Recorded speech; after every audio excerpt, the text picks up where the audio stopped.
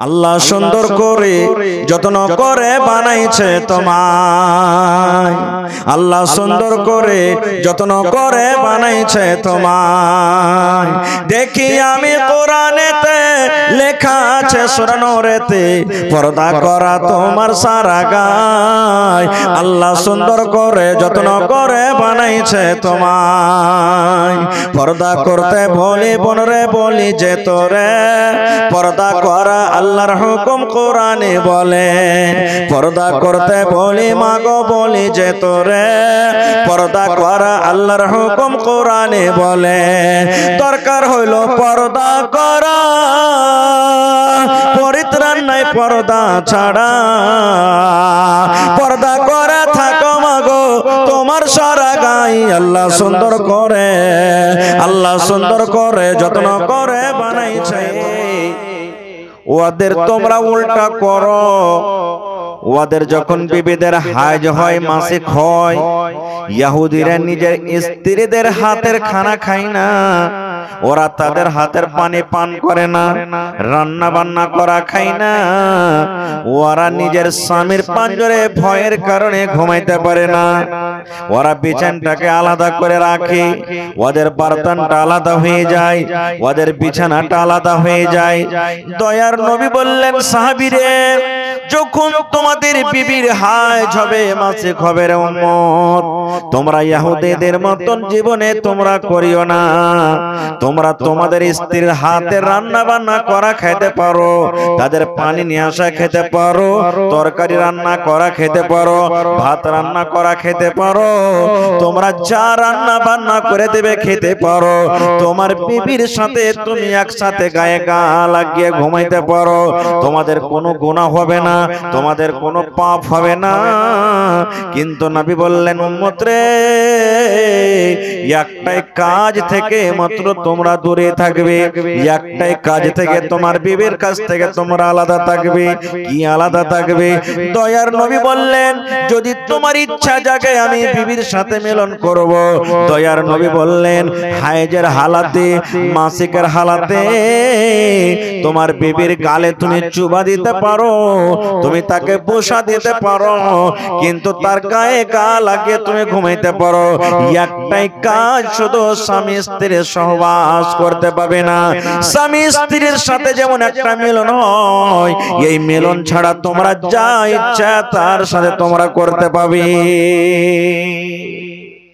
তাহলে ইহুদিরা যখন হাইজ মাসিক হইতো বিবি থেকে আলাদা থাকতো, নবীজি মান সম্মান দিয়ে দিলেন আলাদা হওয়ার দরকার নাই, একই বিছানায় থাকো, একটা কাজ থেকে শুধু দূরে থাকবে, তার সাথে সহবাসী হামবিস্তারি করবে না।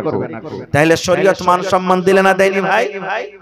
আর একটু আগে চলে আল্লাহর নবীর স্ত্রী মা আয়েশা রাদিয়াল্লাহু তাআলা আনহা, এটা নবীজির বিবি, নবীজির স্ত্রী। মা আয়েশা বলেন, আমি আল্লাহর নবীর পাঞ্জরে বসে আছি, দয়ার নবী আমার পাঞ্জরে বসে আছেন। এইবারে নবীর পাঞ্জরে আমি গিলাসে পানি কিংবা দুধ নিয়ে আমি মুখ লাগায়ে লাগায়ে পান করি। আমার নবী দেখেন আমার বিবি আয়েশা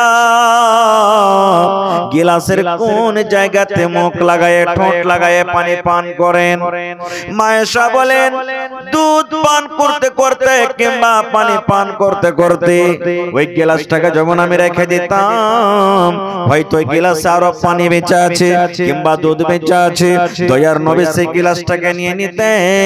মা আয়েশা বলেন, যে জায়গাতে আমি আয়েশা মুখ লাগায়ে গিলাসের পানি পান করতাম, আমার দয়ার নবী ওই মুখ লাগা জায়গাতে নিজের মুখ লাগায়ে পানি পান করতেন। শুধু তা নয়, মা আয়েশা বলেন, আমি হাড্ডি চুষে চুষে খাই, আমি গোশতের দাঁত দিয়ে কামড় দিয়ে দিয়ে খাই। আমি যখন ওই পিসটাকে থালাতে রেখে দিলাম, দয়ার নবী ওই পিসটাকে উঠিয়ে নিলেন। যে জায়গাতে মা আয়েশা বলেন আমি দাঁত লাগায়ে লাগায়ে কামড় দিয়েছি, আমার নবী ওই গোশতার ওই পিসটাতে ওই জায়গাতে মুখ লাগায়ে কামড় দিয়ে দিয়ে খেতেন। নারে তাকবীর! এবার মা আয়েশা কি বলছেন জানেন, আমি তখন হায়েজের হালাতে ছিলাম, মাসিকের হালাতে ছিলাম। ইহুদিরা নিজের বিবির পাঞ্জরে থাকতো না, আর নবীজি নিজের মান সম্মান মেয়েদের কত দিলেন যে তাদের কাইঞ্জিরা ঝোট্টা জিনিস পর্যন্ত নবীজি খেলেন। ভাই মুসলমান, তাহলে স্বামী স্ত্রীর মহব্বত ভালোবাসাটা দেখতে হবে আমাদেরকে, যে নবীজি বিবিকে কত ভালোবাসতেন যে তার মুখের কাইঞ্জিরা জিনিস পর্যন্ত নবীজি খেয়েছে। আর এখনকার আমাদের ভালোবাসা কি জানেন, যদি আমার কোন ভাইয়েরা ভাত খেতে খেতে যেটি থালতে ছেড়ে দিয়েছে, আর যদি ওর স্ত্রীকে বলে আব্দুল্লাহর মারে ভাত কটা খাইলে, তো কি বলবে যে হ্যাঁ তোমার কাইঞ্জিরা ভাত খেতে দিয়েছি আমি, আরে যা ছাগলটাকে দিয়ে দেখা, বকরিটাকে দিয়ে দেখা, যা ওর পোঁটা পড়া ভাত দিয়ে খেতে যাবে। এই তো আমাদের মহব্বত আর ভালোবাসা। তাহলে ভাই মান সম্মান দিলেন আল্লাহ, আল্লাহ রাসূল। আরেকটু আগে চলেন। আল্লাহ তাবারাক ওয়া তাআলা কোরআনে 114টা সূরা দিয়েছেন। কত সূরা? জোরে বলেন। 114 সূরা কোরআনে আছে। যারা কোরআন মাজিদ পড়িতে জানেন দেখবেন কোরআনে 114 সূরা আছে। 114 সূরার মধ্যে একটা সূরার নাম আছে সূরাতুন নিসা। আছে না নাই? সূরাতুন নিসা। নিসা মানে মহিলা, নিসা মানে আওরাত, নিসা মানে নারী। গোটা কোরআন আপনি খুঁজে দেখবেন কিন্তু কোন পুরুষের নামে সূরাতুর রিজাল বলে কোরআনে সূরা নাই। কিন্তু আল্লাহ রাব্বুল আমিন মেয়েদের মান সম্মান কত দিয়ে দিয়েছেন। মেয়েদের নামে নামে একটা সূরার নাম রেখেছেন সূরাতুন নিসা। তাহলে এখানে মান বাড়িয়ে দিলেন আল্লাহ তাআলা। বাড়াইলে কি বাড়াইনি? আরেকটু আগে চলেন। সুবহানাল্লাহ। আল্লাহ তাবারাক ওয়া তাআলা কোরআনে বলেন, ওয়া ইযা বুশরা আহাদুহুম বিল উনসা যাল্লা ওয়াজহুহু মুসওয়াদ্দান ওয়া হুয়া কাযীম। ওই মক্কা নগরে যখন তাদের বাড়িতে মেয়ে জন্মগ্রহণ হতো, বেটির খবর পেত, বাপের কানে খবর আসতো আমার বাড়িতে মেয়ে জন্মগ্রহণ হয়েছে, আমার বাড়িতে বেটি জন্ম নিয়েছে। শরমের কারণে, লজ্জার কারণে আল্লাহ রাব্বুল আমিন কোরআনে বলেন, দুনিয়ার মানুষরে ওই বাবার মন খানা কিন্তু কালো হয়ে যেত, মন খানা খারাপ হয়ে যেত, মুখ খানটা কালো হয়ে যেত। বাবা মনে মনে বলতো, আল্লাহ কেন তুমি আমাকে বেটি দিয়েছো? আল্লাহ তুমি কেন আমাকে বেটা দিলে না? গ্রামে আমি যখন হাঁটবো লোকেরা আমাকে নানা রকমের কথা বলবে, আমাকে তানা দিয়ে দিয়ে কথা বলবে, আমাকে লোক দিয়ে দিয়ে ইশারা করে কথা বলবে। দেখো রে ওই বেটির বাবা চলে যায়, এই দেখো বেটির বাবা চলে যায়, কে আমাকে শ্বশুর বলবে, কাকে আমি জামাই বলবো? এই ভাবা চিন্তা করতে লাগলো। ওরে সুবহানাল্লাহ। ইমাম বাগাবী রাহমাতুল্লাহ আলাইহি বলেন, ওই বেটি যখন 5 বছর, 7 বছর, 8 বছর, 9 বছর, 10 বছর বয়সে যখন পৌঁছিত, আহারে বাপ এখন কোদালে নিয়ে জঙ্গলের ভিতরে চলে যেত। জঙ্গলে যাওয়ার পর ওই কোদালে দিয়ে একটা সুন্দর করে একটা খাল করত, বেটিকে দফন করব বলে সুন্দর করে একটা গর্ত করত। এবার গর্ত করে বাড়িতে আসতো, কিন্তু ভালোবাসা বিবি জানতো না কি আমার মেয়েকে মারার জন্য, আমার মেয়েকে হত্যা করার জন্য বাবা তার গর্ত করে এসেছে। একদিন, 2 দিন, 3 দিন আগে গর্ত করে বাড়িতে আসতো। আসার পর তখন বিবিকে বলতো, এ হালেমার মা, জায়েদার মা, সাফিয়ার মা, কি করছো? বলছে কি হয়েছে? বলছে বিবি রে, আমার জামিলাকে সুন্দর করে তুমি নতুন সাজে সাজাইয়া দাও। আমার জামিলা জীবনে দেখেনি ভালুকা মার্কেট কেমন হয়, মালদার মার্কেট কেমন হয়, কাঠিয়ারের মার্কেট কেমন হয়, শামসের বাজার কেমন হয়, জীবনে আমার বেটি দেখেনি। বয়স 5 বছর, 7 বছর হয়ে গেল বিবি রে, সুন্দর করে তাকে তেল গজল দিয়ে দাও, গোসল দিয়ে দাও, হলদি মাখাইয়া দাও, সুন্দর করে নতুন জামা কাপড় দিয়ে দাও। ওরে সুবহানাল্লাহ। মা জানতো না কি আমার মেয়েকে কোন মেলা ঘুরতে নিয়ে যাবে। ইমাম বাগাবী রাহমাতুল্লাহ আলাইহি বলেন, মা খুশি হয়ে হয়ে ওরে সুবহানাল্লাহ সুন্দর করে মেয়েকে গোসল দিয়ে, সুন্দর কাপড় দিয়ে সাজিয়ে খুঁজিয়ে আব্বার হাতে তুলে দিতেন। আব্বা হাত কান ধরে টানতে টানতে টানতে মেলার বাহানাতে, বাজারের বাহানাতে মেলা না নিয়ে যাওয়া জঙ্গলের ভিতরে নিয়ে যেতেন, যে জায়গাতে গর্ত করে এসেছে।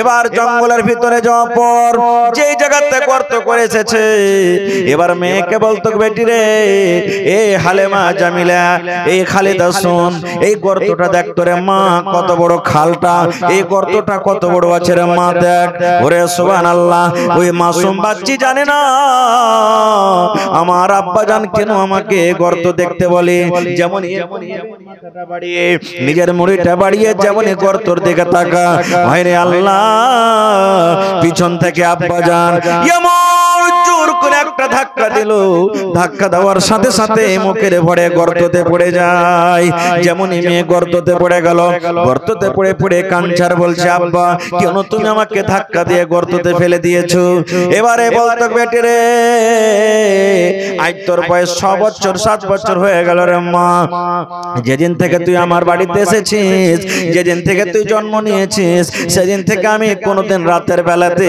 বাড়িতে ঘুমাইতে পারতাম না দিনের বেলাতে দোস্ত বন্ধুদের সাথে আমি বসতে পারতাম না লোকেরা আমাকে খোঁচা দিয়ে দিয়ে কথা বলতো এই আমার কলেজার টুকরা শোন আজকে জীবনের মতো তুই আব্বা বলে ডেকে নেই কারণ আজকের পর এই লোকটাকে তুই আব্বা আব্বা বলে আর ডাকতে পাবি না জীবনের মতো মাকে মা মা মা মা বলে ডেকে নেই কারণ আজকের পর তোর মাকে তুই আর ডাকতে পাবি না ওরে সুবহানাল্লাহ এই আকাশের মুখটা তুই দেখে নে জীবনের মতো আর আকাশটা দেখতে পাবি না এই মতো যখন মেয়েটা শুনতো ওই গর্ততে পড়ে পড়ে কাঁদতো আর বলতো আব্বা গো আমি কি অপরাধ করেছি আব্বা তুমি আমাকে জীবিত দফন করে দিবে এই দুনিয়াতে আমাকে বাঁচতে দিবে না আব্বা দয়া করে একটা কথা শুনেন জীবনে আপনাকে আর আব্বা বলে ডাকবো না মাকে মা মা মা বলে আর ডাকবো না আর আমি আপনার বাড়িতে ঘুরে যাব না আপনি গর্ত থেকে আমাকে উঠিয়ে নেন যেদিকে আমার দুই চোখ যাবে আমি চলে যাব কিন্তু আপনার বাড়িতে আপনি ঘুরে যাব না দয়া করে আপনি আমাকে মারিয়েন না ইমাম বাগাবী রাহমাতুল্লাহ আলাইহি বলেন ওরে সুবহানাল্লাহ এরকম করে পড়ে পড়ে পড়ে পড়ে পড়ে কাঁদতে থাকতো কিন্তু হায়রে হতভাগা আব্বা নিজের বেটির একটাও কথা না শুনে ওই জিন্দা জীবিত বেটিকে দফন করে বাড়িতে চলে আসতো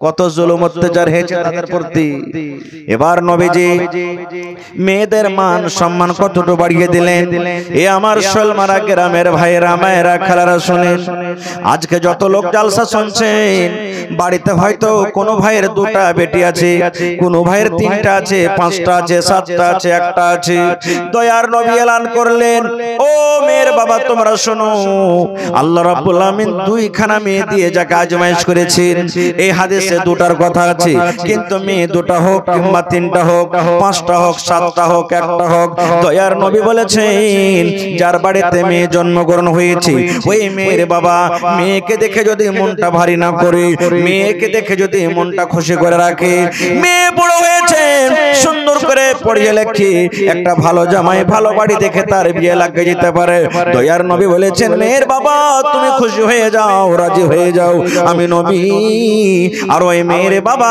জান্নাতের ভিতরে যাব শুধু জান্নাতে যাব না নবী আমার 2টা অঙ্গল 2টা লোককে ইশারা করে বললেন ও মেয়ের বাবা দেখো রে এই 2টা লোক যেমন পাশাপাশি হয়ে আছে এই 2টা অঙ্গল যেমন পাশাপাশি হয়ে আছে আমি নবী আর ওই মেয়ের বাবা জান্নাতের ভিতরে পাশাপাশি হয়ে থাকবো নারে তাকবীর দেখলেন আল্লাহুস সামাদ মেয়েদের মান সম্মান কতটুকু বাড়িয়ে দিলেন তাহলে বাড়িতে মেয়ে জন্মগ্রহণ হতে গেলে মন ভারী করবে না মন ভারী করতে হবে না ভাই আল্লাহ তাবারাক ওয়া তাআলা আপনাকে যতটুকু শক্তি দান করেছেন শক্তি হিসাবে মেয়ে লালন পালন করেন আল্লাহর রাসূলের সাথে জান্নাতের ভিতরে থাকবেন ইনশাআল্লাহ তাআলা আরেকটু আগে চলেন বলবেন হাজী মাওলানা আল্লাহর নবীর মেয়ে যে ছিলেন দুনিয়াতে নবীজি মেয়েকে কত ভালোবাসতেন এরকম কি কোন হাদিস আছে জি আছে আল্লাহর নবীর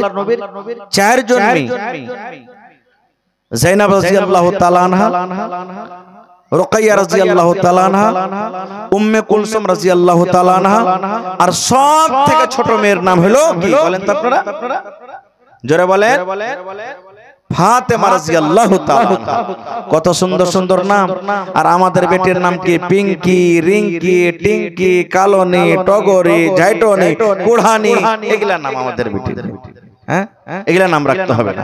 তো নবীজির বেঁচে থাকা কালে 3 জন মেয়ে মারা গেছেন।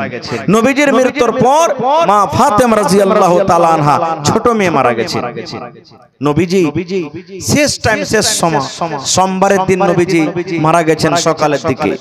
সাহাবায়ে কেরাম বসে আছেন, যেমন আজকে আপনারা জালসা শুনছেন, সাহাবায়ে কেরাম বসে আছেন গোল হয়ে, নবীজির বিবিরা বসে আছেন আঞ্জর পঞ্জরে। নবীজি বললেন, কই আমার মা ফাতেমা, কই আমার বেটি ফাতেমা, কই একটু ফাতেমার সাথে আমি কথা বলবো। আমরা বলি না, আমার বেটা আব্দুল্লাহ, আব্দুর রহমান, খালেদা, জায়েদা কোথায় আছে? আয় রে, তোরা দুটো কথা বললি, তোদের সাথে আমি আর বাঁচবো কি বাঁচবো না, আমরাও বলি। নবী বললেন, কই আমার মা ফাতেমা, কই আমি কথা বলবো। ফাতেমাকে খবর হলো, ফাতেমা তোমার আব্বু তোমাকে ডাক দিয়েছে। ফাতেমা রাদিয়াল্লাহু তাআলা আনহা আব্বার কাছে এলেন। আল্লাহর নবী ইশারা করে বেটিকে বললেন, বেটি রে, তোমার কানটা আমার মুখের কাছে লাগাইয়া দাও রে মা, তোমাকে আস্তে করে ছোট ছোট করে কথা বলবো। আমার কথা যেন আমার বেবিরা শুনতে না পায়, আমার কথা সাহাবায়ে কেরামেরা আমার যে বসে আছে তারা যেন শুনতে না পায়। ও ফাতেমা, তোমার কানটা আমার কাছে, আমার মুখের কাছে লাগাইয়া দাও রে মা, আস্তে করে তোমাকে ছোট ছোট করে কিছু কথা বলবো। ওরে সুবহানাল্লাহ, কোন এমন কথা যে কথা নবীজি নিজের বিবিরাকে জানালেন না? কোন এমন কথা বলবেন যে কথা সাহাবায়ে কেরামকে জানালেন না? আল্লাহর নবীর কথা শুনে মা ফাতেমা রাদিয়াল্লাহু তাআলা আনহা নিজের কানটা আব্বার মুখের গোড়াতে লাগিয়ে দিলেন। দয়ার নবী আস্তে করে ছোট করে করে কোন এমন কথা বেটিকে বললেন, কোন এমন কথা মেয়েকে বললেন? আব্বার কথা শুনে মা ফাতেমার চোখ দিয়ে ঝরঝর করে পানি ঝরতে শুরু হয়ে গেল। ফাতেমা কাঁদতে লাগলেন। ওরে সুবহানাল্লাহ, দয়ার নবী দেখলেন, হারি আমার কথা শুনে আমার কলিজার টুকরার কলিজা খান ফেটে গেল। আল্লাহর চোখ দিয়ে পানি ঝরতে লাগলো। ওরে সুবহানাল্লাহ, আল্লাহর নবী আবার বললেন, মা তুমি কেঁদো না, তুমি কেঁদো না বেটি রে, তুমি কেঁদো না, তোমার কানটা আর একবার আমার মুখের কাছে তুমি লাগাইয়া দাও। এইবারে দ্বিতীয়বার মা ফাতেমা রাদিয়াল্লাহু তাআলা আনহা নিজের কানটাকে আব্বার মুখের কাছে লাগাইয়া দিলেন। এইবারে নবীজি আবার আস্তে আস্তে করে কোন এমন কথা বললেন। এইবারে কথা শোনা পর ওই কান্না মানুষ যার চোখ দিয়ে পানি ঝরছিল, এইবারে কিন্তু মুখে তার হাসি এসে গেল। প্রথমবার নবীজি কানে কানে বললেন, কি কথা বললেন? কানতে লাগলেন। আবার দ্বিতীয়বার বললেন, ওই কান্না মানুষের চোখে হাসি এসে গেল, মুখে হাসি এসে গেল। এবার নবীজি মারা গেলেন। লম্বা হাদিস যাব না ওদিকে। কিছুদিন পর মা ফাতেমা রাদিয়াল্লাহু তাআলা আনহা, মা আয়েশা রাদিয়াল্লাহু তাআলা আনহা, মা বেটি দেখা হয়ে গেল, বাড়িতে এসেছে। এবারে মা আয়েশা বলছেন, বেটি ফাতেমা একটা কথা বলবো মা। বলছে, কি কথা? এবার মা আয়েশা বলেন, বেটি রে, যেই দিন তোমার আব্বাজান মারা যান, যেই দিন তোমার আব্বাজানের শেষ দিন, শেষ টাইম রে মা, কোন এমন কথা তোমার আব্বাজান তোমাকে বলেছিলেন যে কথাটা শুনে আমরা বিবি হয়ে জানতে পারলাম না? আমরা নবীজি আমাদেরকে বললেন না? তুমি কলেজার টুকরা, আব্বাজানের ছোট মেয়ে তুমি ছেলে, কোন এমন কথা নবী তোমাকে বলেছিলেন যে কথা শুনে প্রথমবার তোমার চোখে আমি পানি দেখেছিলাম, আবার কানে কানে দ্বিতীয়বার কোন এমন কথা বলেছিলেন যে কথা শুনে তোমার মুখে আমি হাসি দেখেছিলাম? বেটি একটু সেই কথাটা আমাকে জানাবে না? কোন এমন কথা ছিল? এইবারে মা ফাতেমা তখন বলছেন, মা আজকে আমি বলবো আমার আব্বাজান দুনিয়াতে নাই। মা গো, আমার আব্বাজান যখন আমার কানে কানে প্রথমবার বললেন, আমি কাঁদতে লাগলাম। আমার আব্বাজান এই কথাটা বলেছিলেন, মা ও আমার কলেজার টুকরা ফাতেমারি, আল্লাহর অর্ডার হয়েছে বেটি রে, দুনিয়াতে আমি আর বেশি দিন বাঁচবো না, এখন আজকে আমি চলে যাব, সময় শেষ হয়ে গেছে, জীবনের মতো আব্বাকে আব্বা বলে ডেকে নাও, কারণ আজকের পরে লোকটাকে তুমি আব্বা বলে আর ডাকতে পাবে না। আল্লাহ রাব্বুল আলামিনের আদেশ হয়েছে রে বেটি, দুনিয়াতে আমার হায়াত শেষ হয়ে গেছে। আল্লাহ রাব্বুল আলামিন যতদিন আমাকে সময় দিয়েছিলেন আমার সময়টা শেষ হয়েছে, আমি এই দুনিয়া ছেড়ে চলে যাব। এইবারে মা ফাতেমা বলেন, মা গো, আমি আব্বার মৃত্যুর কথা শুনে আমি নিজের মনটাকে থামতে পারলাম না। আরে এত সুন্দর নবী, এত সুন্দর মানুষটা দুনিয়া থেকে চলে যাবে, আমাকে কে মা মা মা বলে ডাকবে, আমাকে কে আদর করবে, আমি আব্বা আব্বা বলে কাকে ডাকবো, কে আমাকে সকাল সন্ধ্যা মা মা বলে ডাকবে। এই কথাটা যখন আমার মনে পড়লো তখন কিন্তু আমি কাঁদতে লাগলাম। আমার আব্বা জান 2 নম্বর আমাকে বললেন, বেটি রে তুমি কেঁদো না রে মা, তুমি কেঁদো না রে মা, কেঁদো না। কারণ আমার মৃত্যুর পর আমার বংশের মধ্যে, আমার খানদানের মধ্যে আমার সাথে যার সর্বপ্রথম দেখা হবে সেটা হবে মা ফাতেমা তুমি। ফাতেমা, আমার খানদানের মধ্যে সর্বপ্রথম যার সাথে দেখা হবে সেটা হবে ফাতেমা তুমি। তখন আমি কিন্তু হাসতে লাগলাম, আহা আমার নসিব কত ভালো রে, আমার আব্বার সাথে আমি প্রথমে দেখা করব। কেন বললাম হাদিসটা জানেন? আজকে যখন আমরা মরবো, জমিন জায়গা যখন ভাগ করব তখন বেটি রেখে জানতে দেব না, আব্দুল্লাহ রে ওই বাজারে জমিনটা তুই নিবি, চল রেজিস্ট্রি করে দিয়ে দি তোকে। যত বসবাস জমিন আছে চল, তোরা 5-7টা ভাই আছিস, তোকে নামে লিখে দি। আর যেগুলা দোয়াগা জমিন ফসল হয় না, চাষবাস ভালো হয় না, ওগুলা তখন বেটি রেখে দি। আস্তে আস্তে এরা কথা বলবে এমন ভাবে লুকিয়ে লুকিয়ে যেন বেটিরা শুনতে না পায়। এই তো আমাদের ভালোবাসার মহব্বত। আর নবীজি নিজের মেয়েকে এত ভালোবাসতেন, সুবহানাল্লাহ, নিজের মৃত্যুর কথাটা বেটি রেখে জানালেন, বিবি রেখে জানালেন। এই তো নবীর উম্মত, আমরা আর ভালোবাসা। ভাই আমার, এই মুসলমান আমরা আছি কোথায়? আজকে আমরা নিজের মেয়ের মান সম্মানকে আমরা সব শেষ করে দিয়েছি। নিজের মান সম্মান আমরা দিই না। সমাজ আপনার পরে জুলুম করছে, সমাজ আপনার পরে অত্যাচার করছে। আপনাকে যখন মেয়ের বিবাহ দিতে হবে, এদিকে মনে হয় টাকা লেওয়া দেওয়া আছে নাকি, গাড়ি ঘোড়া লেওয়া দেওয়া হয় আছে। সমাজ জুলুম করছে, করুক, এর হিসাব দিবে যে নিচে। কিন্তু আপনাকে মনটা ভারী করতে হবে না। আপনি হলেন নবীর উম্মত, আপনাকে মন খারাপ করতে হবে না। আমি ওই মাকে, ওই বোনেরাকে, দিদিরাকে বলবো, কত বোন কত মা এমন আছেন যে রাগের কারণে বাবা গরিব, টাকা দিতে পারে না, বিবাহ হয় না, ট্রেনের পার্টিতে গিয়ে জহর খেয়ে মরে যায়, ফাঁসি লাগিয়ে মরে যায়। না, নিজের জীবন নিজে দিতে হবে না, খবরদার। কারণ শরীয়তে নিজের জীবনটাকে হারিয়ে দেওয়া এটা হারাম, গুনাহ, পাপ, কাবিরা গুনাহ। সমাজ জুলুম করছে, এর হিসাব ওকে লাগবে। কিন্তু আপনাকে এরকম ভাবে নিজের জীবন নিজে দিতে হবে না। ভাইয়ের আমার, আল্লাহুস সামাদ, আল্লাহ তাবারাক ওয়া তাআলা মেয়েদের মান সম্মান এত দিয়েছেন, যে জিনিসটার যত মান সম্মান হবে আল্লাহ তাবারাক ওয়া তাআলা তাকে দায়িত্ব বেশি দেবে। দেখেন, সোনার বেশি দাম নাকি চাঁদির থেকে সোনার দাম? নাকের করছি, কানের করছি, কত রকম করছি, ওকে লুকিয়ে রাখছি, হেফাজতে রাখছি। কিন্তু আহা, আজকে আমার মায়েরা, খালারা নিজের মান, নিজের সম্মান নিজে দিয়ে দিয়েছেন।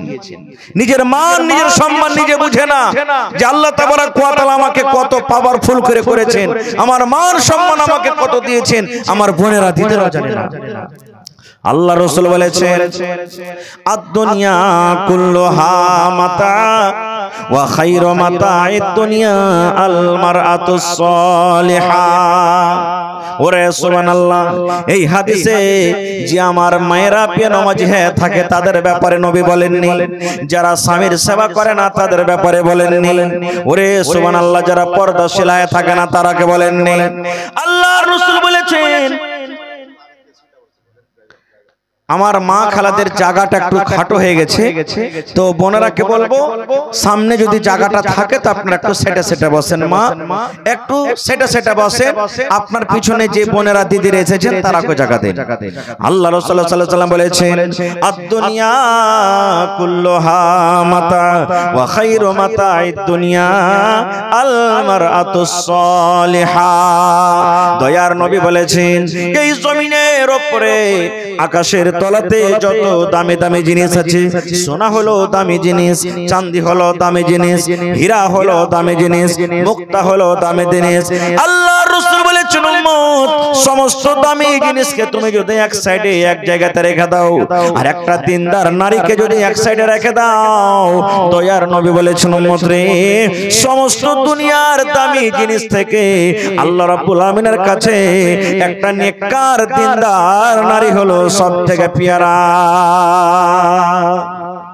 ভাই আমার তাহলে মেয়েদের মান সম্মান আল্লাহ তাবারাক ওয়া তাআলা দিয়েছেন, কিন্তু মা খালারা নিজের পর্দার পর্দা উড়িয়ে দিয়েছে, নামাজের সাথে ধার ধারে না, স্বামীর সাথে ওর কোনো মতলব নেই, পর্দাশীল হয়ে থাকে না, যেরকম ভাবে মন সেরকম ভাবে তারা কাটছে।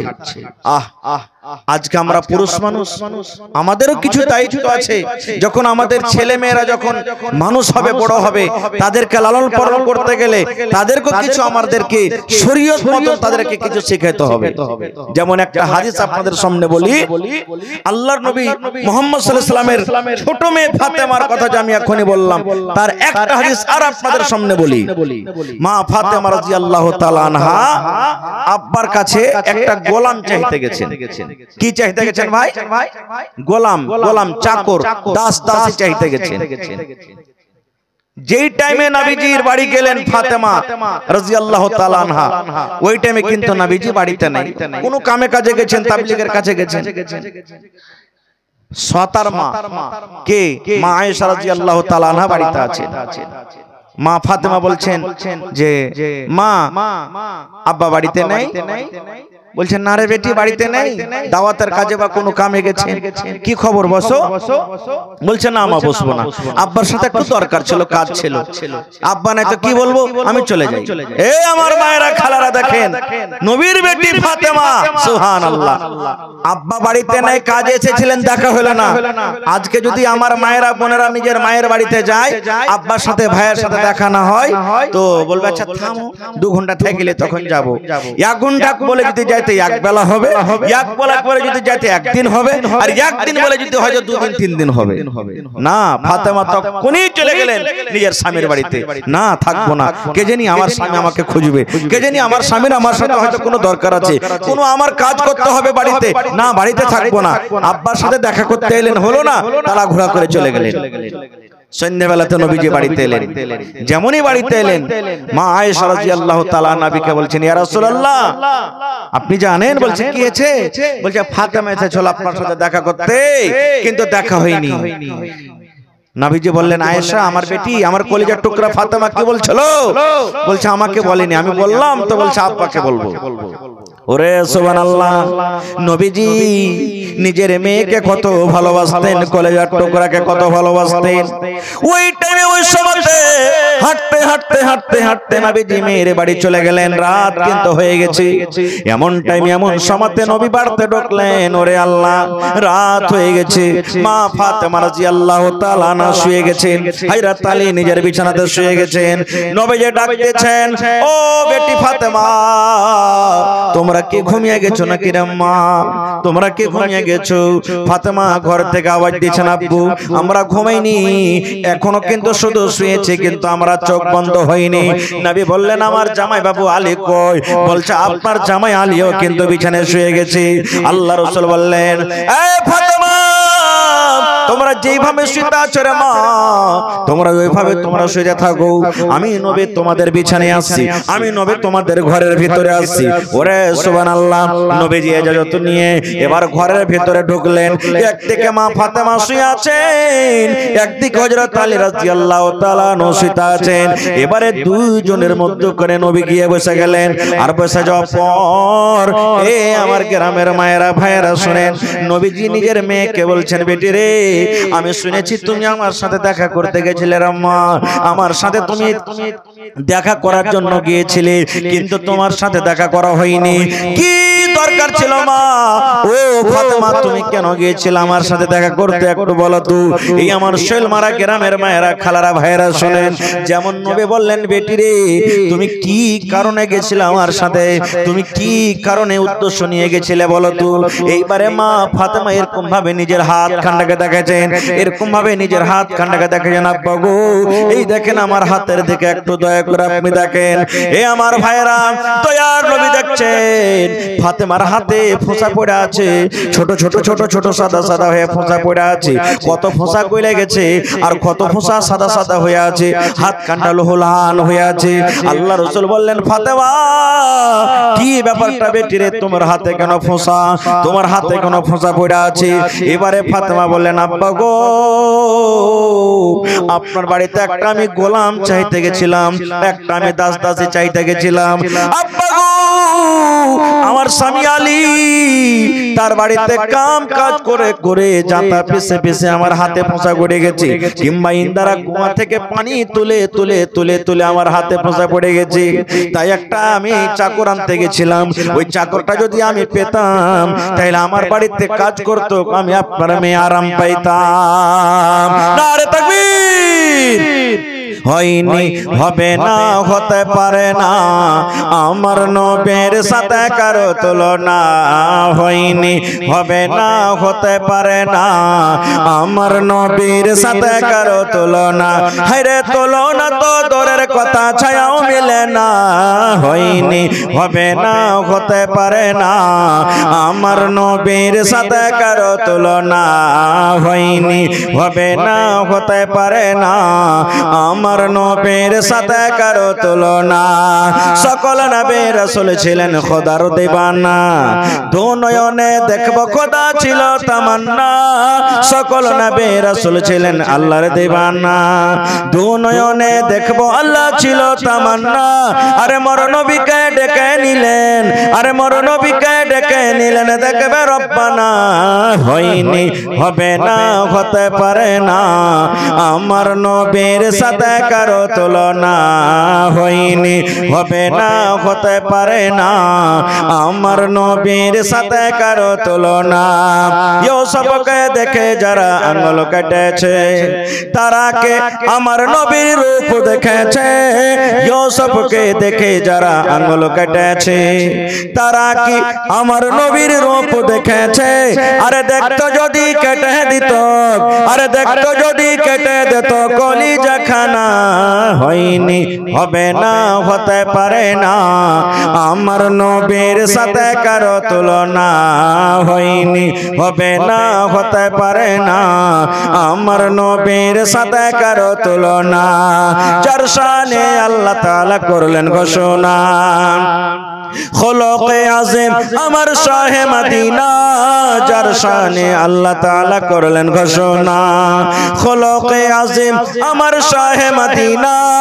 মুসলমানে নবী ছাড়া কিছুই মানে না, মুমিনে কোরআন ছাড়া কিছুই বুঝে না। হয়নি, হবে না, হতে পারে না, আমার নবীর সাথে কারো তুলনা।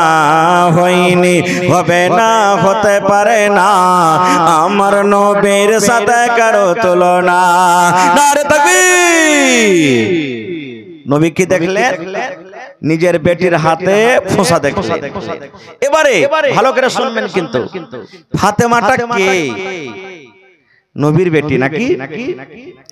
আল্লাহর নবী কত বড় নবী দেখেন, তার বেটি নিজের জামাইয়ের বাড়িতে মানে স্বামীর বাড়িতে জাতা পিছে পিছে কুয়া থেকে ইন্দারা থেকে পানি তুলে তুলে হাতে ফোঁসা পড়ে গেছে।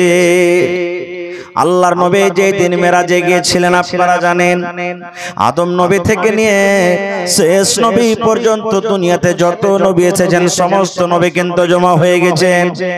কে নামাজ পড়াবেন, কে নামাজ পড়াবেন? তো এর কত নামাজ পড়িতে হবে। আরে আমরা এমনই নবীর উম্মত, আমার নবী আগে হয়ে গেলেন আর সমস্ত নবীদের ইমামতি করলেন আমার নবী মুহাম্মদ সাল্লাল্লাহু আলাইহি সাল্লাম, ওই নবীর বেটি ফাতেমা। শুধু তা নয়, দয়ার নবী বলেছেন আমি শেষ নবী রে। আল্লাহ রাব্বুল আমিন শেষ নবী করে আমাকে দুনিয়াতে দিয়েছেন। শেষের বেলাতে আমি দুনিয়াতে এসেছি, কিন্তু কিয়ামতের দিন আমি নবী জান্নাতের ভেতরে আমি সর্বপ্রথম ঢুকব এবং আমি নবী সর্বপ্রথম জান্নাতের দুয়ার খুলব। আমার উম্মত যতক্ষণ পর্যন্ত জান্নাতের ভিতরে না যাবে ততক্ষণ পর্যন্ত কোন নবীর উম্মত জান্নাতের ভিতরে যাবে না। এরকম নবীর বেটি ফাতেমা নিজের স্বামীর বাড়িতে যাতা পিছে পিছে হাতে ফোঁসা।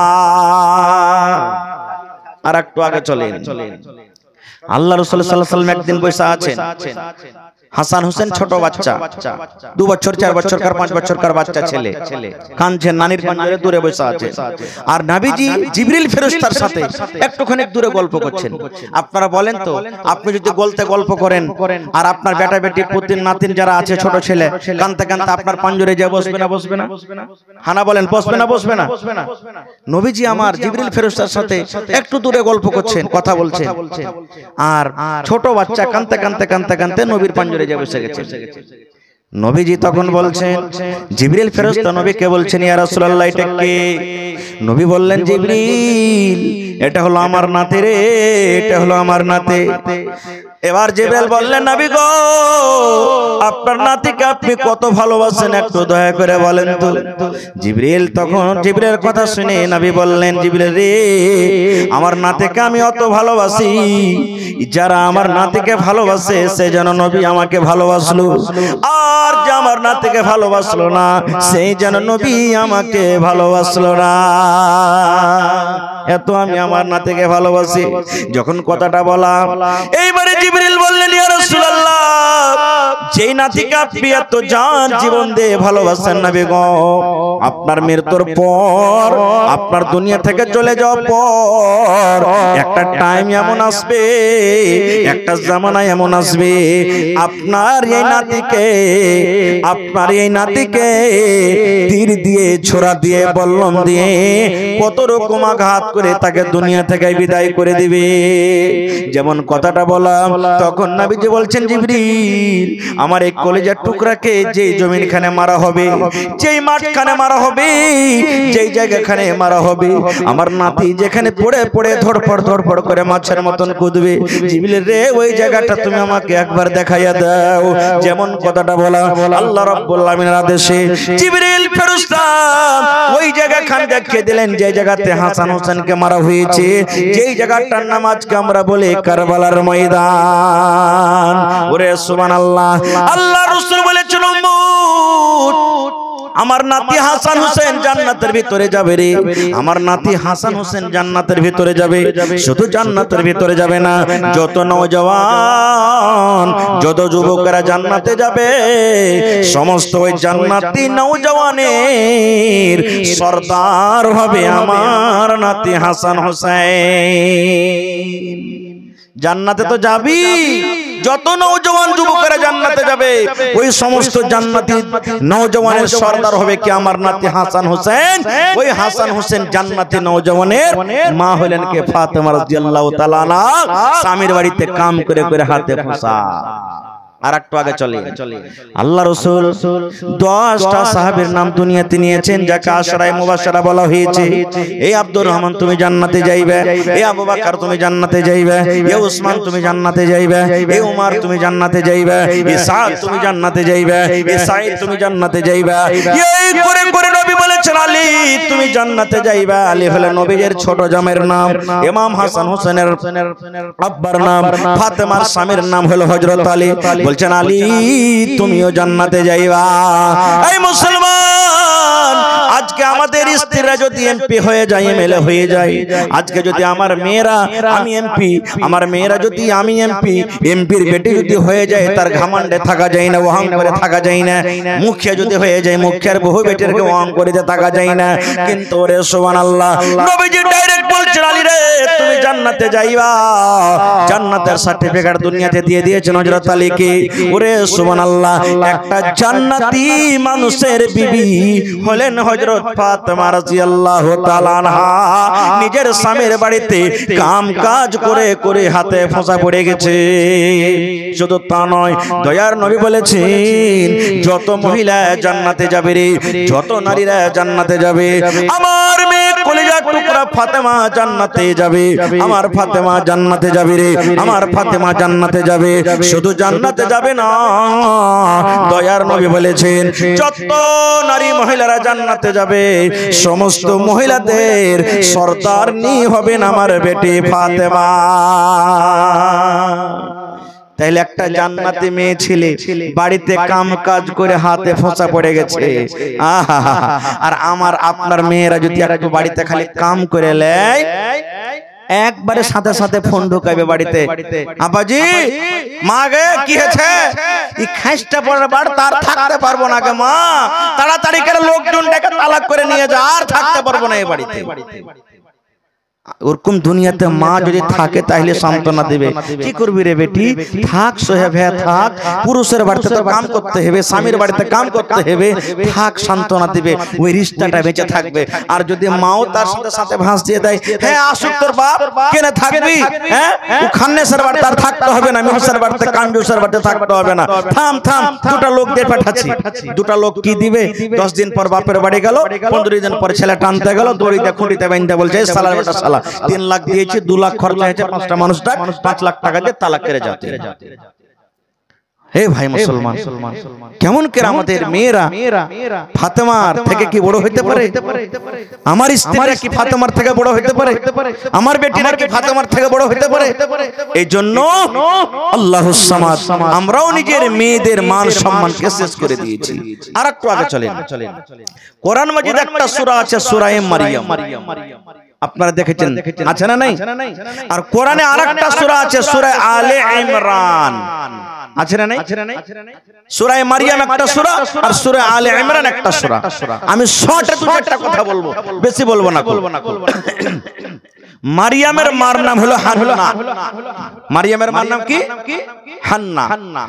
হান্নার পেটে যখন বাচ্চা ধরেছে, সন্তান এসেছে, মা নজর মানছেন, আল্লাহর কাছে নজর মানছেন, কি হে রব্বুল আলামিন, আমার পেটে যেটা সন্তান, আল্লাহ এই ছেলেটাকে যখন দুনিয়ার ভিতরে আসবে, দুনিয়াতে জন্ম নিবে, আল্লাহ এই ছেলেটার আমি কামাই খাবো না, আল্লাহ ছেলেটার কাজ করাবো না, ছেলেটাকে আমি দুনিয়াদারি করতে দেব না। আমি মা হান্না নজর মানি, এই ছেলে যখন দুনিয়াতে আসবে, আল্লাহ আমি তোমার ঘরের জন্য আমি তাকে দান করে দিব, আমি তাকে হেবা করে দিব, তোমার ঘরে থাকবে, মসজিদ ঝাড়ু দিবে, মসজিদ সাফ করবে, নামাজি রেখে পানি দিবে, মসজিদে সব সময় আল্লাহ বিল্লাহ জিকির আজকার করবে। এই আল্লাহ, আমি আমার এই পেটের সন্তানটাকে তোমার রাহে আমি হেবা করে দিলাম। মা নজর মানছেন, কে? হান্না। তো এখনকার মতন তো আল্ট্রাসাউন্ড মেশিন বা বিভিন্ন রকম মেশিন ছিল না, চল ডাক্তারখানাতে গিয়ে দেখবো যে ছেলে আছে কি মেয়ে আছে। ভাই মুসলমান, দুনিয়াতে যখন হলো তো ছেলে না হয়ে মেয়ে হলো, মেয়ে হলো। মার মন খারাপ, হান্নার মন খারাপ, আল্লাহ আমি তো নজর মেরেছিলাম যদি ছেলে হয় মসজিদের ভিতরে থাকবে, মেয়ে মানুষ কেমন করে মসজিদে থাকবে। আল্লাহ রাব্বুল আলামিন সান্ত্বনা দিয়ে বলছেন, আয় হান্না, মেয়ে হয়েছে বলে মন খারাপ করিস না রে হান্না, এই তোকে যে আমি মেয়ে দিয়েছি, ওই শামসি এলাকাতে, ভালুকা এলাকাতে, কাঠিয়ার এলাকাতে যত মেয়েরা আছে ওই মতো তোমার মেয়ে হবে না রে। এই মেয়েটার নাম তুমি রাখো মারিয়াম। আল্লাহ বলছেন, হান্না রে, এই মেয়েটার নাম তুমি রাখো মারিয়াম, এই মেয়েটার নাম তুমি রাখো মারিয়াম। আল্লাহ তোমাকে আমি মারিয়াম নামে বেটি দিয়েছি, এই তোমার মারিয়াম বেটি শৈলমারা গ্রামে যত মারিয়াম আছে ওই মারিয়ামের মতো নয় রে, শামসি এলাকাতে যত মারিয়াম আছে ওই মারিয়ামের মতো নয়, ওই পূর্ণিয়া ডিস্ট্রিক্টে যত মারিয়াম আছে ওই মারিয়ামের মতো নয়, এটা আলাদা একটা মারিয়াম। আল্লাহ রাব্বুল আমিন তার মান সম্মান আমি আল্লাহ আলাদা দিয়ে দিয়েছি। বলার উদ্দেশ্য, ঘটনাটা লম্বা আছে, আমি ওদিকে যাব না। বলার উদ্দেশ্য হলো এই যে আল্লাহ তাবারাক ওয়া তাআলা যার ভাগ্যে যেটা লিখেছেন সেটা হবে, মানুষের কিছু হাতে নেই।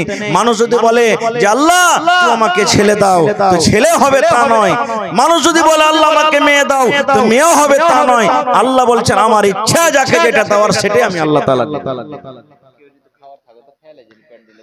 জি, যদি কাউরে খাওয়ার দরকার থাকে ভাই আপনারা যে খেতে পারেন।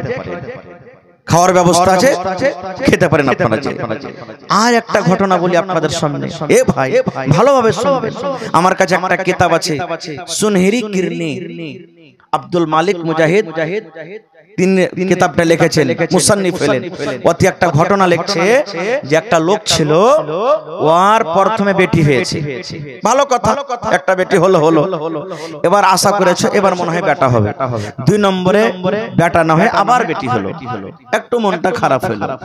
আবার মনে করলো যে কে জানি 3 নম্বরে হয়তো বেটা হবে। এই করতে করতে করতে 3 নম্বরে আবার বেটা না হয় বেটি হলো। এই থাকতে থাকতে থাকতে মনে করলে মনে হয় এবার বেটা হবে। 4 নম্বরে আবার বেটি হলো। এই 4টা 5টা যখন বেটি হয়ে গেল ভাই, তখন স্ত্রীটাকে দূরবাসতে লাগলো, এই হট হট, তোর পেট থেকে শুধু মেয়ে হয়, তোর মতন স্ত্রীকে রাখবো না বাড়িতে, ওকে ভালোভাবে খাইতে দেয় না, যেমন থেকে আসমানি গেল মেয়ের সব কথা ভাই তাকে বলে না, তেল দেয় না, কাজল দেয় না, চিরুনি দেয় না, ভালোভাবে রাগ কাঢ়ে না, কাপড় দেয় না, একটা ছেঁড়া ফাটা কাপড় পিনে থাকে। নিজের বিছানা থেকে ধাক্কা দিয়ে আলাদা করে দিলে তুই নিজের ছেলে মেয়েরাকে নিয়ে তুই নামতে বিছানে থাক। এই করে করে 6টা মেয়ে হলো। আল্লাহ তাবারাক ওয়া তাআলা জাহান্নামে ঢোকার জন্য 7টা গেট করেছেন। কয়টা গেট আছে ভাই? জোরে বলেন, জাহান্নামে ঢুকবে মানুষ কয়টা গেট? 7টা। আর লোকটার বেটি কয়টা? 6টা। কয়টা? 6টা। তাহলে জাহান্নামের গেট বেশি না বেটি বেশি? জোরে বলেন। এবারে মানুষ যখন আমরা স্বপ্ন দেখি, তখন স্বপ্নটার মাধ্যমে যখন স্বপ্ন দেখতে মনে হয় সত্য নাকি? মনে হয় চলে গেছি বিহার বাড়ি ঘুরছি, সাড়ুর বাড়িতে ঘুরছি, শ্বশুর বাড়িতে মুরগার হাড্ডি চাবাচ্ছি, এরকম হয়েছে কি হয় না? স্বপ্নতে দেখি কি দেখি না ভাই? হ্যাঁ, চলে গেছি ভালো কারণে স্টেশনে বসে বসে মিষ্টি খাচ্ছি। স্বপ্ন দেখা তো মনে হয় সত্য দেখছি। এবার লোকটা স্বপ্ন দেখছে রাতের বেলাতে যে আমি মরে গেছি, আমি মরে গেছি। তখন লোকটা বলছে যে আরে ঠিকই আমি মরে গেছি নাকি, আমার ঠিকই মত হয়ে গেছে নাকি। এবারে লোকটা বিছানে শুইতে আছে। এবার থাকতে থাকতে দেখছে জাহান্নামের একটা ফেরেশতা এসে তার হাত ধরে টানতে শুরু করে দিয়েছে। এবার লোকটা বলছে ভাই তুমি কে? বলছে আমি জাহান্নামের দারোগা, জাহান্নামের ফেরেশতা। বলছে কোথায় নিয়ে যাবে? বলছে জাহান্নামে নিয়ে যাব। এবার বেটের বাপ তখন বলছে আল্লাহর সত্য আমি মরে গেছি, না হইলে আমি জাহান্নামের ফেরেশতা কোথায় পাবো? আমাকে জাহান্নামের ভিতরে কোথায় নিয়ে যাবে? এইবারে কান্না শুরু করে দিয়েছে, চোখ দিয়ে পানি ঝরতে শুরু হয়েছে। তার হাত কানটাকে ধরে টানতে টানতে টানতে টানতে যখন প্রথম জাহান্নামের গেট দিয়ে নিয়ে যাবে, প্রথমে কলিজার টুকরা ওই লোকটার প্রথম বেটি বড় বেটি দৌড়াতে দৌড়াতে দৌড়াতে দৌড়াতে জাহান্নামের ভিতরে এরকম ভাবে গেটে হাত পাড়িয়ে দাঁড় হয়ে গেছে, আগা ঘেরে নিয়েছে। জাহান্নামের ফেরেশতা বলছেন তুমি কে? বলছে রে জাহান্নামের ফেরেশতা আমি হলাম এই আব্বা, হলো এটা আমার, এই আব্বার বড় বেটি আমি, কলিজার টুকরা আমি বড় বেটি, কত কষ্ট করে আমার আব্বা জান আমাকে লালন পালন করেছেন। বলছে তুমি হাত দিয়ে কেন আগা ঘেরেছো?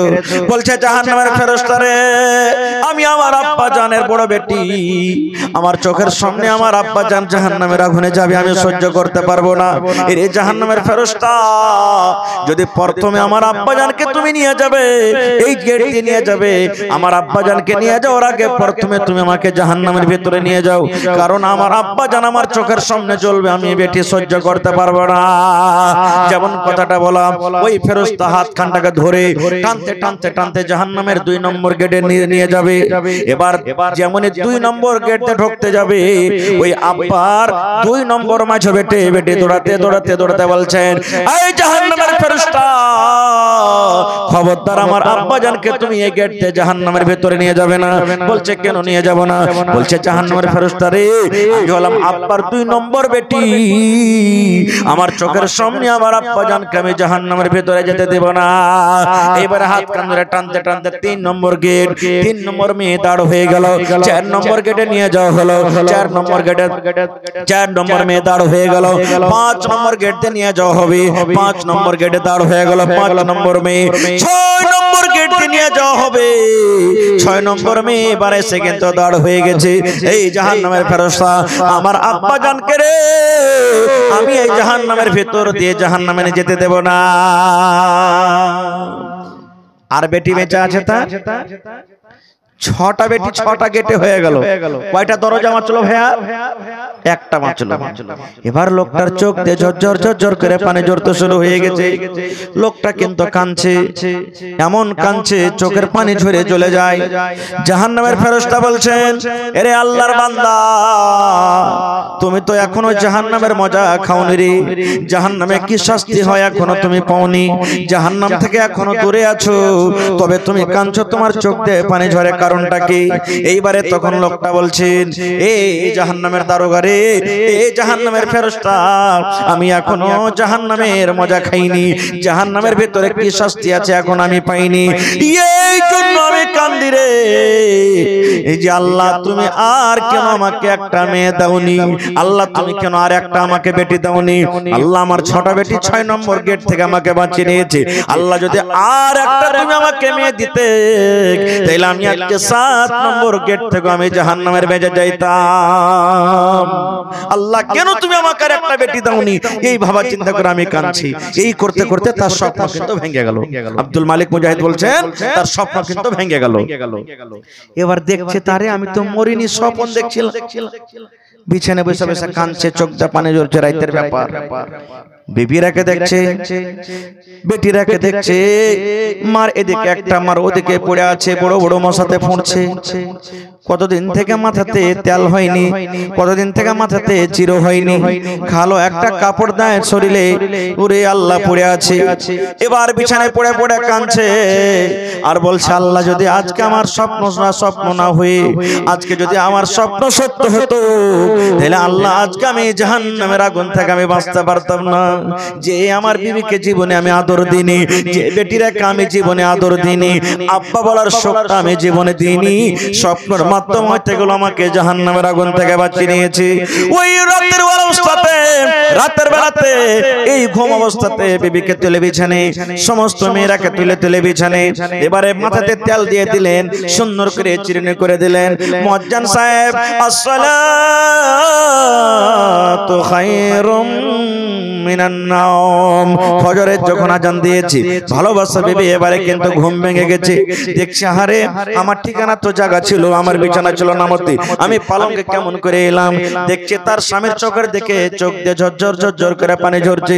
বলছে, স্বামী গো, ব্যাপারটাকে কিছু বুঝতে পারলাম না, আমার বিছানা ছিল নামতি, আমি পালঙ্কে কেমন করে এলাম, আর এত রাত্রে তুমি কাঁদো কেন? কেমন কথাটা বললাম, বিবিকে এরকম ভাবে গলাগলি করে বুকে জড়িয়ে ধরে বলছে, এ আমার ভালোবাসা বিবি, তোমাকে আমি কত কষ্ট দিয়েছি, তোমাকে আমি কত দুঃখ দিয়েছি, তুমি স্বামী হিসাবে আমাকে মাফ করে দাও। আমার বেঁচে থাকা পর্যন্ত জীবনে কোনোদিন তোমাকে আর আমি কষ্ট দেব না। স্বপ্নের মাধ্যমে যা যা দেখে চলো সব এক এক করে বলে দিলেন। এই জন্য বলি বন্ধুরে, মেয়েদের মান সম্মান আল্লাহ দিয়েছেন, আপনাকে দিতে হবে। নারীদের মান সম্মান আল্লাহ দিয়েছেন, আপনাকে দিতে হবে। আজকে যদি মেয়েদের মান সম্মান যদি আমরা না দিই, আল্লাহ নারাজ হয়ে যাবে, আল্লাহ নবী নারাজ হয়ে যাবেন, আর যে লোকটার পরে আল্লাহ এবং আল্লাহ রাসূল নারাজ হয়ে যাবেন, সেই লোকটার ঠিকানা কোনোদিন জান্নাত হতে পারে না। তো মায়েরা খালারকে বলবো, যখন আল্লাহ তাবারাক ওয়া তাআলা আপনাদের মান সম্মান এত বাড়িয়ে দিয়েছেন, তাহলে সে মায়েরাকে দুনিয়াতে কিছু করতে হবে, হবে না? হবে কি হবে না? হবে। কি হবে?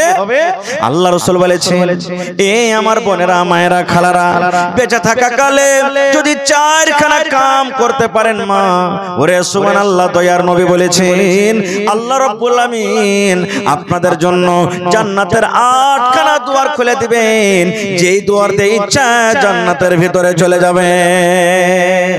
মাত্র 4 ঘন্টা কাজ। হে আমার গ্রামের মায়েরা, খালারা, আপনাদের মান সম্মান আল্লাহ দিয়েছেন, আমার বোনেরা মান সম্মান আল্লাহ বাড়িয়ে দিয়েছেন, তবে আল্লাহ তাবারাক ওয়া তাআলার জন্য আপনাকে কিছু করতে হবে। জীবনে বেঁচে থাকা কালে যদি 4 ঘন্টা কাজ করতে পারেন, আল্লাহ রাসূল বলেছেন, আল্লাহ তাবারাক ওয়া তাআলা আপনাদের জন্য জান্নাতের ভিতরে 8টা দুয়ার খুলে দিবেন, আর ডাকবেন, বান্দিরে, যেই দুয়ার দিয়ে ইচ্ছা তুমি জান্নাতের ভিতরে চলে যাও। কি কি? 1 নম্বরে নবী নবী বলেছেন আল মারআতু ইযা সাল্লাত খামসাহা, যদি কোন মহিলা 5 ওয়াক্ত নামাজ পড়িতে পারেন।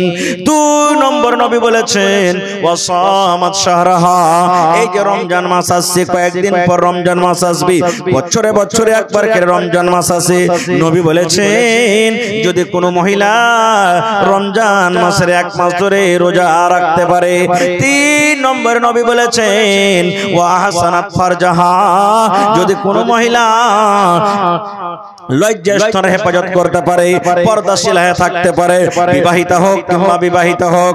আল্লাহ রাসূল বলেছেন ওয়া আতাত বালাহা, যদি কোনো মহিলা 4 নম্বরে নিজের স্বামীর খেদমত করতে পারে। 1 নম্বরে হলো নামাজ, 2 নম্বরে হলো রোজা, 3 নম্বরে হলো পর্দাশীলা, 4 নম্বরে নবী বলেছেন যদি কোনো মহিলা নিজের স্বামীর খেদমত করতে পারে, দয়ার নবী বলেছেন ওই মহিলাদের জন্য রব্বুল আলামিন কিয়ামতের দিন জান্নাতের 8খানা দুয়ার খুলে দিবেন, যে দুয়ার দিয়ে ইচ্ছা জান্নাতের ভিতরে চলে যাবে। কিন্তু আজকে নমাজটা তো মা খালাদের জন্য খুব ভারী হয়ে গেছে ভাই। নমাজ কত মা খালারা বোনরা পড়ছে, কত পড়ে না। 2 নম্বর হলো রোজা, এই যে রমজান মাস আসছে রোজা রাখতে হবে। কত আমার বোন, মা, খালা, দাদি, নানি রমজান মাসে রোজা রাখে না, ভাইয়েরা তো রাখে না, বোনেরাও রাখে না। আর একটা কথা বলে দিয়ে বোন, যদি এখন পর্যন্ত গত বছরকার কাহারি রোজা বাকি আছে, এখনো কয়েকদিন রমজান মাসের কিন্তু আছে, এই বাকি রোজা কটা এই মাসে আপনারা পূর্ণ করে নেন, কারণ রোজাটাকে বাকি রাখতে হয় না। 3 নম্বর হলো পর্দাশীলা। আজকে মা খালারা পর্দার পর্দা উড়িয়ে দিয়েছেন। পর্দা কি জিনিস বুঝে না, তাই কবি বলছেন আল্লাহ রাসূলের জামানাতে সহিহ বুখারীর হাদিস, একজন মির্গিওয়ালি পেশেন্ট, মির্গির রোগ দেখেছেন আপনারা? মির্গির অসুখ এরকম দেখেছেন পেশেন্ট, আগুন পানি যখন উঠবে দেখবে তখন বেমারিটা বেশি উঠবে, দেখতে কালো মির্গিওয়ালির মহিলা, মির্গির রোগ তার কাছে আছে। নবীর কাছে এসে বলছেন ইয়া রাসূলুল্লাহ আমার জন্য একটু দোয়া করে দেন আপনি। কেন? আল্লাহ তাআলা আমাকে মির্গির রোগ দিয়েছেন, আগুন পানি কিচ্ছু বুঝি না, কখন বেমারিটা আমার কাছে চলে আসছে, তো আমার জন্য একটু দোয়া করেন আপনি। নবী দোয়া করলে আল্লাহ কবুল করবে, আল্লাহ যেন আমার বেমারিটাকে ভালো করে দেয়। নবীজি তখন বললেন কি, রে আল্লাহর বান্দী, আল্লাহ রাব্বুল আলামিন তোমাকে বেমারি দিয়েছেন, তুমি আমাকে দোয়া করতে বলছো, হে আল্লাহ নবী একটু আমার জন্য দোয়া করে দেন, আল্লাহ যেন ভালো করে দেয়। নবী বললেন আল্লাহর বান্দী রে, আমি নবী দোয়া করলে হয়তো তুমি ভালো হয়ে যাইবে, আল্লাহ আমার দোয়া কবুল করবে, তুমি ভালো হয়ে যাইবে, তবে আল্লাহর বান্দী তুমি শুনো, আল্লাহ যে তোমাকে বেমারি দিয়েছে, তুমি যদি সবর করো, তুমি যদি ধৈর্য ধরো, সবরের কারণে আল্লাহ রাব্বুল আমিন তোমাকে জান্নাত দান করবেন। আর যদি বলো না দোয়া করে দেন, আমি দোয়া করতে গেলে হয়তো তুমি ভালো হয়ে যাইবে, তাহলে তুমি কি চাও? আমি নবী দোয়া করব তুমি ভালো হয়ে যাইবে, এটা চাও? কিংবা সবর করে তুমি আল্লাহর জান্নাত যেতে চাও? কি চাও তুমি? দোয়া করব ভালো হবে এটা চাও, না সবর করে আল্লাহর জান্নাতে যেতে চাও? এবার সেই মহিলা বলছেন ইয়া রাসূলুল্লাহ দোয়া করতে হবে না নবী গো, আর দোয়া করতে বলবো না, আমি সবর করব, আমি ধৈর্য ধরব, আর সবর করে আমি আল্লাহর জান্নাতে যাব। কিন্তু নবী গো আর একটু আমার জন্য আপনি দোয়া করে দেন, আমার বেমারিটা ভালো হওয়ার জন্য নয়, কিসের জন্য?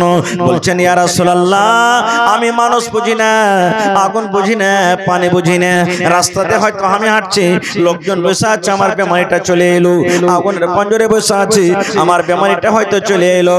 এবার যখন আমার বেমারিটা উঠে যায়, তখন আমার হুঁশপত্তি সব হারিয়ে যায়, জ্ঞান আমার থাকে না, আমি তখন বুঝি না যে আমার মাথাতে কাপড় আছে কিনা, আমার গায়ে কাপড় আছে কিনা, আমার পরনে কাপড় আছে কিনা। আল্লাহর নবী গো একটু আল্লাহর দরবারে দোয়াটা করে দেন, যখন আমার কাছে বেমারিটা আসবে যেন আমি পর্দাশীলা হয়ে থাকি নবী গো, যেন বেপরদা না হয়ে যায়।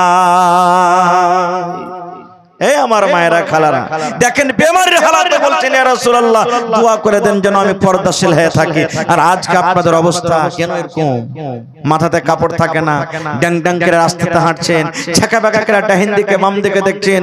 হে আমার মায়েরা খালারা, না এরকম করতে হবে না। 4 নম্বর রাসূল বলেছেন ওয়া আতাআত বালাহা, নিজের স্বামীর খেদমত করতে হবে। আজকে স্বামী কি জিনিস আমরা বুঝি না, স্বামী কাকে বলে বুঝে না। আল্লাহুস সামাদ, এই স্বামীর নাশুকরি করার কারণে, স্বামীর খেদমত না করার কারণে, স্বামীর কথা মতন জীবনটা না কাটার কারণে কত মহিলারা নামাজ রোজা করার পরও জাহান্নামের আগুনে পড়বে। কত মহিলারা এমন আছে ওরা জাহান্নামের আগুনে পড়বে। ভাই মুসলমান, বলার মেলায় কথা আছে, আমার পিছনে আরো একজন বক্তা আছে ভাইরে। তবে আমি সাথে আর একটা নবীর হাদিস পড়েছি। আল্লাহর নবী বলেছেন মান বানা লিল্লাহি মসজিদান বানাল্লাহু লাহু বাইতান ফিল জান্নাহ। আজকে এই জালসাটা হলো মসজিদের জালসা নাকি? জোরে বলেন, মসজিদটা কার ঘর ভাই? জোরে বলেন, আপনারা কার মেহমান আজকে? জোরে বলেন, আল্লাহর মেহমান। সুবহানাল্লাহ। এই জমিনের উপরে সব থেকে দামি জায়গা কি আল্লাহর নিকটে? জোরে বলেন, মসজিদ। আর সব থেকে নোংরা খারাপ জায়গা বাজার। নবী বলেছেন মসজিদ কে বানাবে? আল্লাহ বলছেন মসজিদ কে বানাবে? আল্লাহ রাব্বুল আলামিন বলেন ইন্নামা ইয়ামুরু মাসাজিদাল্লাহি মান আমানা বিল্লাহ। মসজিদ ওই বানাবে, আল্লাহ রাব্বুল আলামিন বলেন যে এক আমাকে বলে স্বীকার করেছে, বিশ্বাস করেছে, যার অন্তরে আমার ভয় নাই, যার জাহান্নামের ভয় নাই, যে আমাকে এক বলে বিশ্বাস করেনি, ওরা জীবনে কোনোদিন মসজিদে দান করতে পারবে না, ওরা মসজিদ বানাইতে পারবে না। আল্লাহ বলেন বান্দারে মসজিদ ওরাই বানাবে, ওই মুমিন মুমিনা বান্দিরা মসজিদ বানাবে যে আমাকে এক বলে স্বীকার করেছে। এইবারে বলবেন মাওলানা মসজিদ বানিয়ে কি লাভ আছে? আল্লাহর নবী 1400 বছর আগে এলান করে দিয়েছেন মান বানা লিল্লাহি মসজিদান বানাল্লাহু লাহু বাইতান ফিল জান্নাহ। দয়ার নবী বলেছেন আল্লাহ রাব্বুল আলামিনকে রাজি করার জন্য আল্লাহর ইবাদত খানা মসজিদ যে নির্মাণ করবে, আল্লাহ রাব্বুল আলামিন তার জন্য জান্নাতের ভিতরে এখন ঘর বানিয়ে দিবেন। এইবারে বলবেন মাওলানা একটা মসজিদ করতে গেলে 50 লক্ষ খরচ হয়, একটা মসজিদ করতে গেলে 1 কোটি টাকা খরচ হবে। আমরা গরিব মানুষ, আমরা 500 টাকা, 1000 টাকা, 5000 টাকা দিতে পারবো, গোটা মসজিদ বানাইতে পারবো না। তাইলে কি আল্লাহ আমাদের ঘর বানাবে না? নবী বলেছেন উম্মত পাখি যে হয় রে, পাখির বাসার সমান জায়গা তোমরা যদি ঘর করতে পারো, আল্লাহ রাব্বুল আমিন তোমাদের জন্য জান্নাতের ভিতরে এখন ঘর বানিয়ে দেবেন। ভাই আমার, তাহলে আজকে মসজিদ নয়, আজকে নিজের ঘর বানাইতে বসেছেন জান্নাতের ভিতরে। 1 টাকা দিবেন তো 1 টাকা নিয়ে যাব। আমার আগে আমার মাওলানার হাতে আপনারা দিয়েছেন দান, আজকে আমি আবার আপনাদের কাছে হাত বলতে হবে না। আল্লাহ তাবারাক ওয়া তাআলা কোরআন একটা সূরা আছে সূরাতুশ শুরা, সেই সূরাটাতে আল্লাহ তাবারাক ওয়া তাআলা বলছেন হে দুনিয়ার মানুষ, আমি আল্লাহ তাবারাক ওয়া তাআলা যাকে ইচ্ছা করি ছেলে দান করি, আমি আল্লাহ তাবারাক ওয়া তাআলা যাকে ইচ্ছা করি মেয়ে দান করি, আমি আল্লাহ তাবারাক ওয়া তাআলা যাকে ইচ্ছা করি ছেলে মেয়ে দুটোই দান করি, আর আমি আল্লাহ তাবারাক ওয়া তাআলা যাকে ইচ্ছা করি বাঁঝ করে রাখি, একটাও সন্তান দিই না। এরকম দুনিয়াতে মানুষ আছে না নেই? একটাও সন্তান নেই। আপনাদের এলাকাতে গ্রামও হবে, কত ভাই রাগ করে ওই লোকটাকে বলবে শালা তোর দিল খান্ডা পাথর বে, ওই লিগে আল্লাহ তোকে বেটা বেটি দেবে। এরকম ভাবে ঘোঁচা মেরে মেরে কথা বলবে জিন্না। এবারে যদি কোনো ভাইয়ের শুধু বেটা হয়েছে, একটা বেটি হয়নি, 7টা 8টা বেটা হয়ে গেছে, আমরা কি বলবো? ই 8 করবে, একে বিচার সালিস না বসতে, এরকম ভাবে কথা বলবে। ভাই মুসলমান, তাহলে বেটা বেটি দেওয়া না দেওয়া এটা কার হাতে আছে? জোরে বলেন, আল্লাহর হাতে আছে। তাহলে আমাদের বাড়িতে যদি আমাদের স্ত্রীদের পেট থেকে যদি শুধু মেয়ে হয়, তাহলে কি তারাকে আর আমরা বলবো যে তোদের পেট থেকে শুধু বেটি হয়? এই কথাটা বলা আমাদের ঠিক নয়। কেন? যদি কথাটাকে একটু পাইলটা ধরেন আপনি, তাহলে ওই স্ত্রীর দোষ নেই, আমাদের দোষ আছে, মানে আমাদেরও দোষ নাই, কিন্তু আমি বলছি বোঝার জন্য। বলবেন কেমন করে? স্ত্রী জাতিকে আল্লাহ তাবারাক ওয়া তাআলা জমিন বলেছেন খেতি। আপনার 1 বিঘা জমিন আছে, মাকই দিলে মাকই হবে, ধান দিলে ধান হবে, আমের গাছ দিলে আম হবে, যা লাগাবেন তাই হবে, ফসল আপনার হবে। তো স্ত্রী জাতিকে আল্লাহ তাবারাক ওয়া তাআলা জমিন বলেছেন। ফসল দেওয়ার জন্য জমি রেডি আছে, তা আপনি কেমন বীজ দিলেন? আপনি পুরুষ হয়ে কেমন বীজ দিলেন সেই জমিনে? যে ওখানে মেয়ে হলো, বেটার বীজ দিতেন আপনি, তো বেটা হতো। এখানে পুরুষের তো দোষ, কিন্তু পুরুষেরও দোষ নাই। আমি বুঝার জন্য বললাম, যেখানে পুরুষেরও দোষ নাই, কি স্ত্রীর দোষ নাই। আল্লাহ তাবারাক ওয়া তাআলা যাকে যেটা ইচ্ছা করেন সেটা তাকে দেয়। ভাই মুসলমান, আজ থেকে নিয়ে 1400 1450 বছর আগে ওই মক্কা নগরে, যে জায়গাতে আমার আপনার নবী মুহাম্মদ সাল্লাল্লাহু আলাইহি সাল্লাম জন্ম নিয়েছিলেন, ওই মক্কা নগরে সুবহানাল্লাহ মেয়েদের প্রতি কত জুলুম অত্যাচার করত জানেন? স্ত্রীদের প্রতি কত জুলুম অত্যাচার করত। আহা, আল্লাহ রাসূল সাল্লাল্লাহু আলাইহি ওয়াসাল্লামের দরবারে একজন সাহাবী এসে বলছেন, ইয়া রাসূলুল্লাহ, যারা ইহুদি ওদের যখন স্ত্রীদের হাইজ হয়, মাসিক হয়, এই যে মা খালাদের চাঁদে চাঁদে একটা করে বেমারি হয় না, যাকে আমরা হাইজ মাসিক বলি, 5 দিন 4 দিন 3 দিন 2 দিন করে থাকে। তো সেই সাহাবী বলছেন, ইয়া রাসূলুল্লাহ, ইহুদের স্ত্রীরা যখন নাপাক হয়ে যায়, অর্থাৎ যখন তাদের হাইজ হয়, এমসি হয়, তখন ওদের হাতের কিন্তু ওরা খায় না, ওদের পাঞ্জরে ঘুমাই না, বিছানা আলাদা, কাপড় আলাদা, ওদের হাতে রান্না বান্না করা খাই না। বলে তুই না পাক হয়ে আছিস, যতদিন পাক না হবে যতদিন তুই আলাদা বিছানায় ঘুমা। যখন এই কথাটা নবীজি শুনলেন, তখন কি বললেন জানেন? রে আমার সাহাবীরা,